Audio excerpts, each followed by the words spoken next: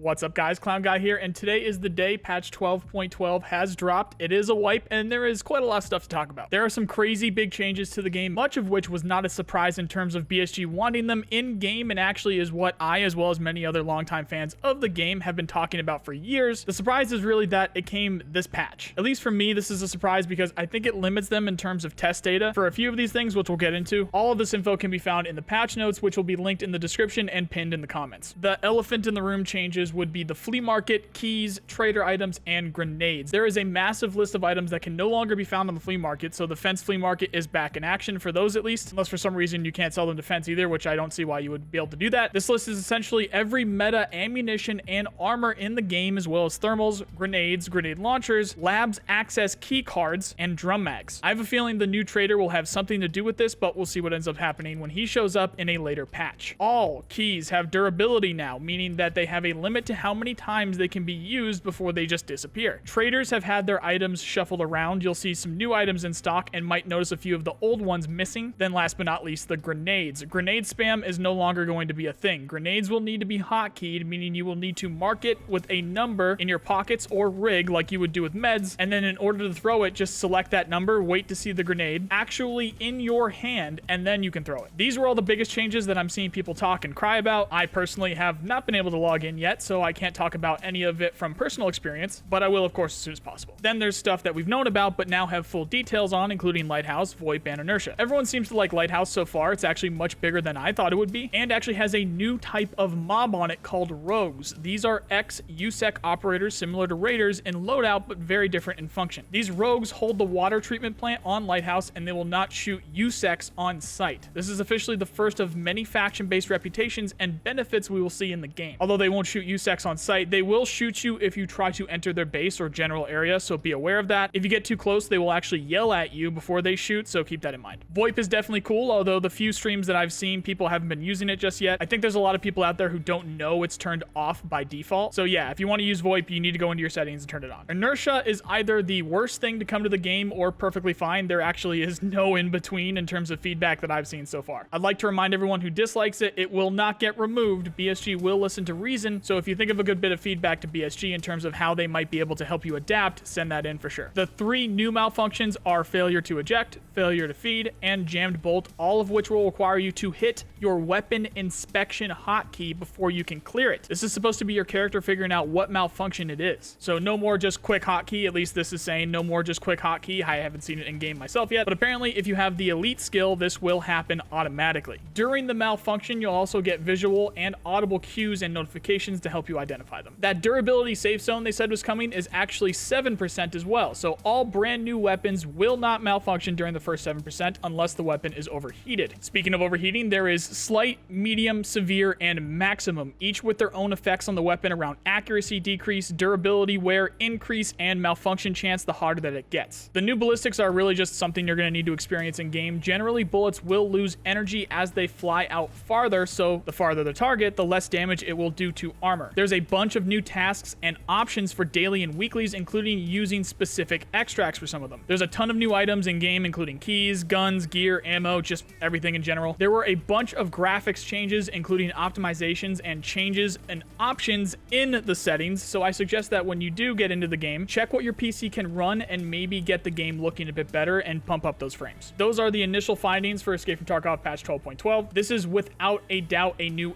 era for the game, and it will be absolute chaos in the community for the foreseeable future, I'm sure. Once this video is done, I'm going to try to log in again. Hopefully I can get in, and if I do, I'm going to try to get as much of Lighthouse mapped out as I possibly can, so stay tuned for that stuff first. But until then, if you're looking for people to play with, check out our Discord with a great LFG for new players. Links in the description if you're interested. If you like this video, then you know the drill. Please subscribe. I really appreciate the people who do, and if you're on the fence, I swear I don't usually dress like this. Otherwise, I hope you have a nice day. Clown Guy out.